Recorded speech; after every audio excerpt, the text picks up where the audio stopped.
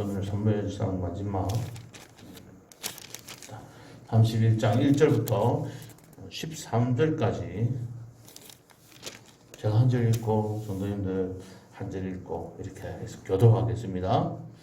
블레셋 사람들이 이스라엘을 침해 이스라엘 사람들이 블레셋 사람들 앞에서 도망하여 길보아 산에서 엎드려져 죽으니라.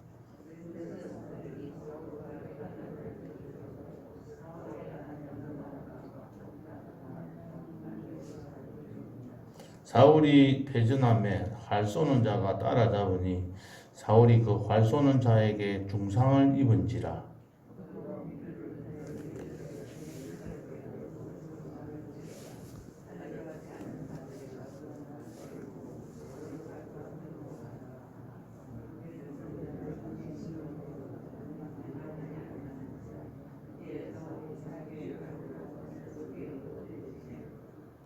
무기를 든 자가 사울이 죽음을 보고 자기도 자기 칼 위에 엎드려져 그와 함께 죽으니라.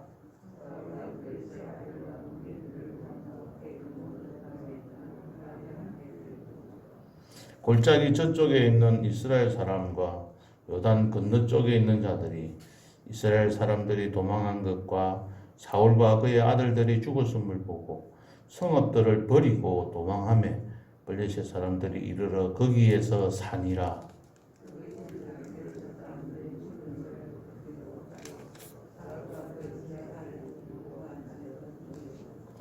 사울의 머리를 베고 그의 갑옷을 벗기고 자기들의 신당과 백성에게 알리기 위하여 그것을 블레셋 사람들의 땅 사방에 보내고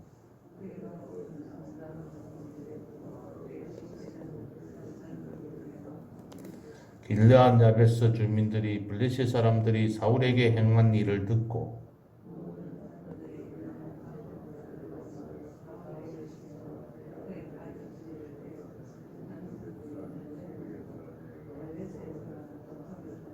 다같이 그의 뼈를 가져다가 야베스 에셀나무 아래에 장사하고 7일 동안 금식하였더라. 아멘. 이 땅에서 살아가는 날 동안에 일어나는 모든 일들은 그 원인들이 분명히 있습니다. 그 원인들은 대체적으로 주변에 있는 상황이나 또는 다른 사람 때문에 일어나는 것이 아니라 자기의 행동과 자기의 말과 자기의 생각 때문에 일어나는 일들입니다. 그런데 대체적으로 사람들은 다른 사람들에게 그 탓을 돌리기도 하고 다른 사람을 원망하기도 합니다. 요즘의 젊은 세대들은, 요즘에 사는 사람들은 잘못되면 국가가 나를 위해서 왜 이렇게 만드냐라고 원망하기도 하고, 그래서 그 자신들의 생각을 집단적으로 표출하기도 하고, 또 혼자서 개인적으로 댓글을 달아서 심한 욕설을 하기도 해서 상대방을 아주 곤란한 처지에 이르도록 만듭니다. 댓글에 시달리다가 도저히 견디지 못해서 자살하는 사람이 이르기까지 많은 일들이 벌어지고 있습니다. 우리들이 무심코 차버린 그 돌멩이 하나가 날아가서 개구리를 죽이고 그 개구리의 온 가족이 함께 불행을 당하게 만드는 그러한 일들이 오늘날 많이 일어나고 있습니다. 어떤 일들이 일어나고 있는 것은 분명히 그들이 하고 있는 것에 그 원인들이 있듯이 이 조그만 나비 한 마리의 그 날개짓이 엄청난 큰 효과를 가져온다는 말에서 나온 그 나비 효과라는 그런 말이 있습니다. 이 말이 원래 말은 아마존, 그러니까 지금 남아메리카 그 브라질이 있는 그 땅에 있는 그 아마존 정글에서 날개를 파닥거리는 나비의 작은 그 움직임이 몇 주일 또는 몇 달 후에 미국 텍사스주에 폭풍을 일으킬 수 있다는 그러한 이야기에서 비롯된 나비 효과라는 말입니다. 한쪽의 조그마한 어떤 변화가 다른 쪽에서는 예측할 수 없는 아주 변화무쌍한 날씨를 만들어낼 수도 있다는 것을 의미합니다. 원래는 여기에서 나온 말이지만 이 모든 일들을 사회 현상에서도 적용해서 이야기들을 하고 있습니다. 우리의 조그만 행동 하나하나가, 우리의 조그만 말씀 하나하나가 큰 효과를, 큰 좋은 영향력도 끼치지만 또는 나쁜 영향력도 끼친다는 것입니다. 그렇기 때문에 우리들은 이 땅에서 살아가는 날 동안에 이 모든 일들이 쌓여서 일어나고 있다는 것을 생각하면 우리 자신들의 행동 하나하나가 얼마나 중요한지, 또 우리의 생각 하나가 얼마나 큰 어떤 결과를 가져오게 만드는지 생각해 볼 수가 있는 겁니다. 대수롭지 않게 생각한 것들이 쌓여서 돌이킬 수 없는 실패를 가져오기도 하고, 이 조그마한 것이 하나하나 쌓여서 아주 큰 일을 이루어 가기도 합니다. 그러면 우리가 하는 행동 하나하나가 좋은 영향력을 끼칠 수 있는 그러한 사람으로, 그러한 삶으로 살아가야 합니다. 갈멜산에서 엘리야가 기도하면서 여호와의 불이 하늘에서 내려서 번제물과 나무와 돌과 흙을 태우고 도랑의 물을 핥아버리는 그러한 큰 역사를 행한 것을 열왕기상 18장에서 우리가 알고 배우고 있습니다. 그때 그 엘리야가 갈멜산 꼭대기로 올라가서 땅에 엎드려 얼굴을 무릎 사이에 넣고 기도할 때에 어떤 기도의 내용이 있었습니까? 바로 바다에서 사람의 손만한 작은 구름이 일어난 뒤에, 그리고 조금 지난 후에 구름과 비바람이 일어나서 하늘이 캄캄해지며 큰 비가 내리는 그러한 역사가 일어났습니다. 그 조그마한 손바닥만한 그 작은 구름이 큰 비를 가져오게 된 것이죠. 이처럼 교회의 부흥도, 참된 부흥도 작은 변화로부터 시작된다고 봅니다. 지난주일 낮 예배에 하나님 앞에 예배드리면서 굉장히 기뻤습니다. 너무 감사했습니다. 그동안 나오지 않았던 분들 몇 분도 나오셨지만 우리들이 현준이까지 합해서 40명이 예배를 드렸습니다. 매주일 들어오신 분들 명단을 체크하고 사람들 확인하면서 보고 난 뒤에 너무 감사한 거죠. 이러한 변화가 우연히 일어난 것이라고 저는 생각하지 않습니다. 우리 교인 성도님들이 한 분 한 분 보이지 않는 가운데서 기도하고 함께 걱정하고 그들을 위해서 또 좋은 말씀도 해주시고 신방도 하고 전화도 연락도 하시고 어떤 그러한 정성과 그 기도가 있었기 때문에 이러한 일들이 있었다고 봅니다. 성도님 한 사람 한 사람의 그 기도가 아무런 힘이 없는 것 같이 보일지 모르지만 그 기도와 그 관심이 우리 교회를 참된 부흥으로 이끌어갈 수가 있는 것입니다. 그것이 쌓이면 아까 이야기했던 그 나비가 날개짓 하나 한 것이 큰 효과를 나타내어서 텍사스의 토네이도와 같은 큰 태풍을, 그런 큰 강한 바람을 일으키는 것처럼 우리 교회도 그러한 날이 속히 이룰 수 있다고 믿습니다. 항상 하나님 앞에서 오늘 아침에도 오늘 새벽에도 이렇게 비가 오나 눈이 오나 바람이 부나 묵묵히 자리를 지키는 성도가 많이 늘어나는 것이 아니라 한 사람씩 더 늘어나는 그 조그만 변화가 우리 교회에 큰 변화를 일으킨다고 믿고 하나님 앞에 더욱더 눈물을 흘리며 씨를 뿌리는 성도님들 되셨으면 합니다. 내가 기도하는 게 무슨 효과가 있겠나? 아무런 뭐 내가 이야기한다고 뭐가 되겠냐라고 포기하고 자신의 어떤 역할을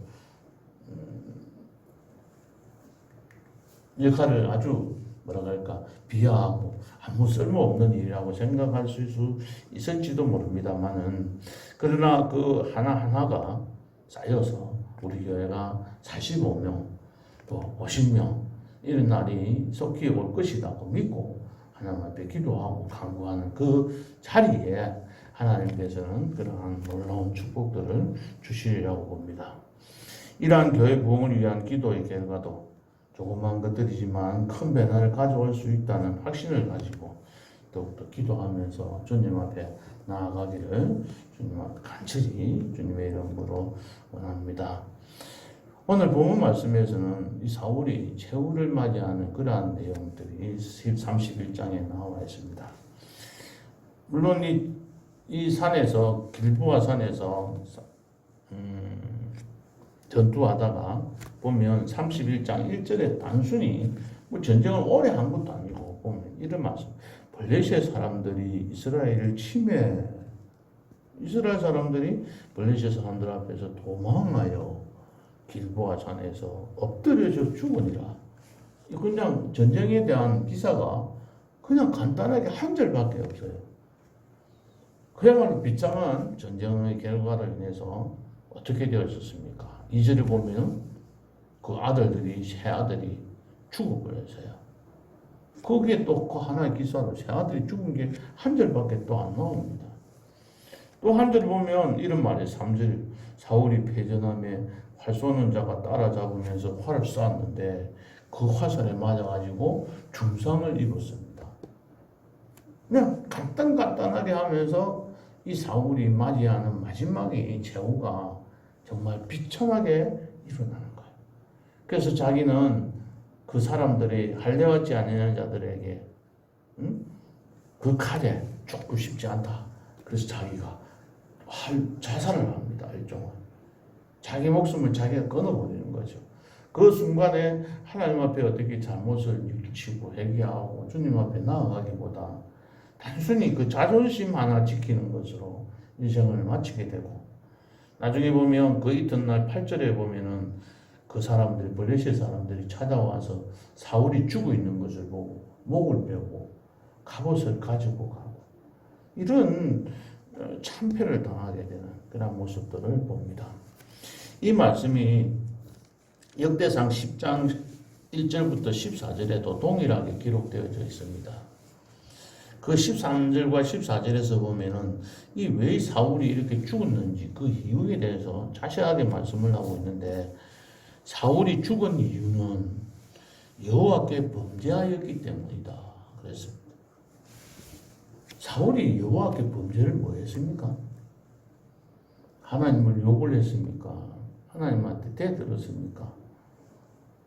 하는 거 어떻게 생각해 보면 사울이 하나님 앞에 범죄했다는 것은 큰 게 없는 것 같아요. 그런데 성경에서는 보면 사울의 행위가 하나님 앞에 범죄한 거예요. 사람에게 죄를 지은 게 아니고 하나님 앞에 죄를 지은 거예요. 다윗에게 죄를 지었기 때문에도 아니래요. 하나님 앞에 범죄했기 때문이라고 말을 하고 있습니다. 그러면 그 하나님 앞에 범죄한 게 뭔지 그 뒤에도 계속해서 나오는데, 그가 여호와의 말씀을 지키지 아니하고, 하나님께서 말씀하신 것을 지키지 않은 게 범죄라는 거예요. 자식이 부모한테 와서 아버지한테 너 잘못한 게 없는데요, 내가 뭐 죄했습니까? 라고 이야기할 때 바로 이야기해요. 네가 내 말을 듣지 않은 것, 내 말을 지키지 않은 것이 죄다. 그렇게 말씀을 하고 계시는 거죠. 두 번째는 뭐냐면 신접한 자에게 가르치기를 청하고 여호와께 묻지 아니하였으므로, 역대상 10장 13절 14절에 그렇게 말씀을 하고 있습니다. 신접한 자에게 찾아가기는 했는데, 무당에게 찾아가기는 했는데, 점은 봤는데, 토정비계를 물어봤는데 하나님 앞에 묻지 않았다는 거죠. 그러니까 지키지 않은 것 하나하고 아버지 어떻게 하면 좋을까요? 하고 이렇게 물어보질 않았다는 거죠. 아버지한테 물어보지도 안 하고 누구한테가 물어봤어요? 이웃집에 친구 아빠한테, 또는 친구한테, 또는 자기가 잘 아는 선생님한테, 뭐 이런 사람들한테 가서 물어본 거예요.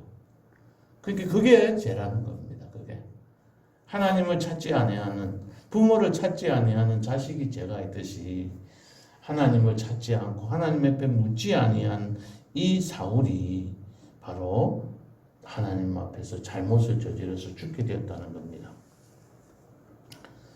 여호와의 말씀을 지키지 아니하는 것은 무엇이었죠? 첫 번째, 블레셋과의 전투에서 자기가 사무엘 오기 전에 먼저 제사를 지내버렸죠. 그래서 그때 사무엘이 이런 말, 여호와께서 왕에게 내리신 명령을 지키지 아니하였기 때문에 왕의 지위를 다윗에게 물려주겠다고 사무엘이 말했잖아요. 그 다음에 또 어떤 게 있었습니까? 결정적인 거, 사울이 아말렉 전투에서, 이거는 하나님께서 명령하여서 한 전투였습니다. 아말렉과의 전투에서 모든 사람들을 다 진멸하고 다 죽이라고 그랬는데 아간 왕 살려주고 양과 소 중에서 좋은 것들만 남겨가지고 와서 자기들이 나누어 가지려고 했습니다. 그때 사무엘이 이런 말씀을 하십니다. 여호와의 말씀을 당신이 버렸으므로 하나님께서도 너를 버리겠다고 말한 거죠. 그래서 이게 하나님 여호와의 말씀을 지키지 않은 겁니다. 두 번째는 신접한 자에게 가르치기를 청하고 여호와께 묻지 않았다고 했죠. 그때 보면 블레셋 사람들이 막 쳐들어오는 이 전투입니다. 이 전투 전에 그들이 막 쳐들어오려고 하니까 너무 두려워서 이 사울이 이제는 두려워가지고 여호와께 물었습니다. 그때에 여호와께서는 꿈으로도 우림으로도 선지자로도 그에게 대답하지 아니하였기 때문에 그는 어쩔 수 없이 신접한 여인을 찾아갈 수밖에 없었다고 말할 수가 있습니다. 그런 핑계를 댈 수가 있습니다. 가장 큰 벌이, 하나님께서 우리에게 주시는 가장 큰 고난과 어려움이, 우리가 아무리 하나님 앞에 기도하고 간구하고 물어봐도 하나님께서 대답하지 않으시는 그것이 가장 큰 저주이고 가장 큰 벌입니다. 그때의 사람들은 당황해서 하나님을 찾지 아니하고 하나님을 원망하고 살아갈 때가 많습니다. 오늘날 우리들은 어떤 모습일까요? 세 번째로 보면 이 다윗을 잡아 죽이려고 쫓아다니면서 모든 국력을 거기에 소진한 그 결과입니다. 그러다 보니까 이 블레셋과의 전투에 대해서는 등한히 한 것도 하나의 패전의 원인이기도 합니다. 반면에 블레셋 길르한 야베스 사람들은 어떻게 행동했습니까? 오늘 보면 11절과 13절에 있는 말씀 보면 길르한 야베스 사람들이 이 사울의 시체를 장사해주는 그러한 말들이 나옵니다. 이 길르한 야베스 사람들은 어떤 상황이냐면 지난번 앞에서 쭉 살펴봤는데 기억은 잘 안 나실 거예요.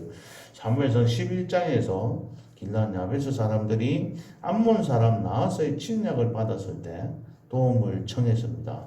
그때 이 사울이 기름 부음 받아서 첫 왕이 되어서 처음으로 전투한 내용입니다. 그때 이 길르한 야베스 사람들을 구해줬습니다. 그 은혜에 보답하기 위해서 길르한 야베스 사람들은 사울의 장례를 치러준 겁니다. 은혜를 갚는 자가 되어서 은혜에 대해서 감사하는 자가 되었던 거죠. 감사할 줄 모르는 자들과 교제를 나누는 것은 어떻게 보면 좋지 않다고 봅니다. 교제를 나누는 사람들은 항상 바른 삶을 살아가는 사람이라고 봅니다. 하나님과 우리의 관계도 마찬가지입니다. 감사를 풍성하게 하는 자들에게 더 많은 감사할 축복들을 많이 베풀어 주시는 것을 여러분들이 제가 말씀을 더 안 드려도 여러분들이 잘 알고 계시려고 봅니다. 사람과 사람과의 사이도 많은 감사가 이루어져야 하고 하나님께도 그러한 감사를 가져야 합니다. 말씀을 맺겠습니다. 하나님 앞에서나 사람들 앞에서나 우리들이 살아가는 곳이나 교회 안에서의 삶이나 모든 것들은 다 조금만 하나의 일이 쌓여서 이루어진 것입니다. 사울도 이러한 죽게 된 것은 조그마한 일들이 하나씩 쌓여가서 이루어진 것입니다. 한꺼번에 한 가지의 사건 때문에 일어난 일들이 아닙니다. 이러한 일들이 쌓여서 좋은 결과도 가져오고 좋지 못한 결과도 가져오게 됩니다. 우리는 어떠한 사람으로 어떠한 모습으로 살아갈 것인지, 우리 자신들이 행동 하나 하는 것과 말 하나 하는 것이 나비 효과처럼 큰 역할을 감당한다는 그러한 것을 우리가 항상 맹심하고 책임감을 갖고 더욱더 주님 앞에 봉사하는 그러한 사람이 되어야 합니다. 오늘날 우리 주변에서 일어나고 있는 일들 하나하나에 우리가 더욱 깊은 관심을 가지고 더 교회를 위해서 또 아직까지 교회에 잘 출석하다가 우리가 나오지 않는 성도님들 더 많은 관심을 가지는 것이 필요하다고 봅니다. 한 사람을 전도해서 다니지 아니하는 사람들을 예수 믿게 하는 일들도 중요한 일들이십니다. 하지만 더 귀하게 생각해야 될 것은 지금 나오던 분들이 나오지 않는 그러한 분들을 찾아서 그분들이 한 분씩 한 분씩 교회에 나와서 다시 돌아와서 우리들과 함께 예배 드리는 날이 온다면 우리 교회의 부흥은 더 빨리 이루어질 거라고 믿습니다. 이러한 큰 일을 이루어가는 우리 성도님들 되시기를 주님의 이름으로 축복합니다. 기도하시겠습니다. 하나님 아버지 감사합니다. 오늘도 귀한 말씀을 통해서 주님 앞에서 주님께서 우리에게 교훈하시는 말씀들을 듣게 하여 주셔서 감사합니다. 우리의 말과 우리의 행동과 우리의 조그마한 헌신과 봉사가 큰 일을 이룰 수 있다는 것을 우리가 믿고 주님 앞에 더 가까이 나아가며 더 많은 헌신과 봉사로 더 많은 기도로 주님 앞에 나아가기를 원합니다. 하나님 우리 성령 하나님께서 도와주셔요. 우리의 힘으로는 할 수가 없사오니 하나님 은혜를 더하여 주셔서 주님 앞에 더욱더 엎드리고 더 많이 헌신하고 더 많이 봉사하고 더 많이 전도하고 더 많이 기도할 수 있도록 축복해 주옵소서. 예수님의 이름으로 기도하옵나이다. 아멘.